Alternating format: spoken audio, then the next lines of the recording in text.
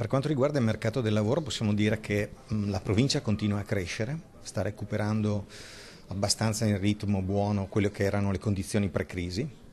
Diciamo che la velocità nell'ultimo trimestre si sta un po' rallentando, quindi si continua a crescere ma con una velocità più ridotta. L'occupazione cresce nella Marca Trevigiana secondo i dati dell'Osservatorio Economico e Sociale della Camera di Commercio, più 6.000 il saldo positivo rispetto al giugno 2008, con settori storici come metalmeccanico e legno arredo in netta crescita e il traino a doppia cifra del settore bevande, leggesi, prosecco. Ma tutto questo mentre cala costantemente il numero delle imprese, perse altre 200 dal settembre del 2017 a oggi.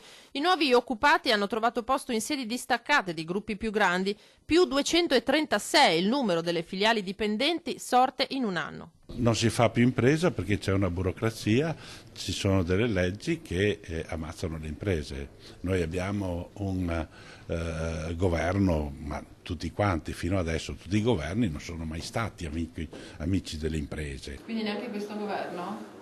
No, neanche questo governo sta facendo fino adesso, la burocrazia sta aumentando, adesso entra la fattura elettronica che aumenterà ancora di più, quindi no, non ci siamo. Il punto vero è che questo andamento porta delle incognite rispetto al futuro, abbiamo la necessità a livello territoriale come a livello nazionale di fare delle scelte in modo che il futuro sia un futuro di sviluppo ulteriore. È l'ora di tenere fede alle promesse. Io credo che il Veneto debba camminare anche con una parte delle risorse che manda ovviamente a Roma, e questo non avviene se noi non mettiamo in campo infrastrutture di tutti i tipi, dalle telematiche alle strade, e quindi un sostegno al credito e insomma quell'autonomia che è stata richiesta, ne pagheremo le conseguenze. Dateci le risorse per poter mettere in cantiere delle operazioni per sostenere l'economia.